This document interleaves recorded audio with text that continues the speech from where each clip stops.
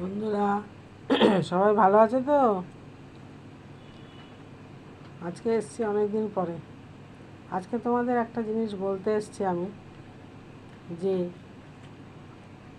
একটা জিনিস বলার, সেটা হচ্ছে যে এই সরকারের একটা জিনিস খুব ভালো লেগেছে কথাটা শুনে,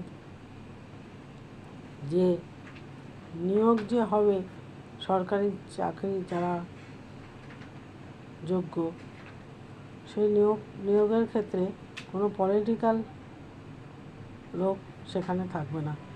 এই প্রথম বোধহয় 54 বছর বয়সে কারোর মুখে শুনলাম, শুনে খুব ভালো লাগলো।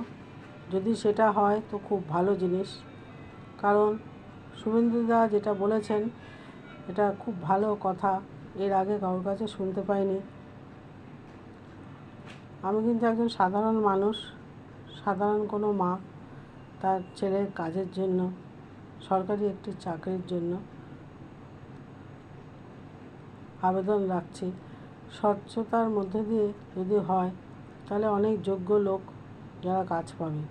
এবং পলিটিক্যাল হলে কি হয়, যেটা আগে বিগত হয়েছে বা চোখের সামনে দেখেছি, সেটা হচ্ছে যে যারা পার্টি করে, যারা পার্টি অফিসে বসে বা পার্টির লোক, তাদেরই বেশি, অনেক ক্ষেত্রে সে ছোট বড় অস্থায়ী কোনো কাজও হলেও তাদেরই হয়। কিন্তু এটা যে উনি বলেছেন যে কোনো পার্টির লোক থাকবে না, মাধ্যমে হবে না, এটা শুনে খুব ভালো লাগলো। এটা সমাজের জন্য একটা বিশেষ বিশেষ বড় বার্তা। যারা এরকমভাবে আমরা বসে রয়েছি কাজ না পেয়ে, সুতরাং অসংখ্য ধন্যবাদ।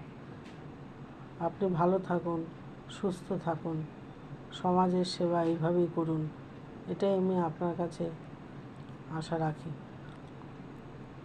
সকলে ভালো থেকো, সুস্থ থেকো।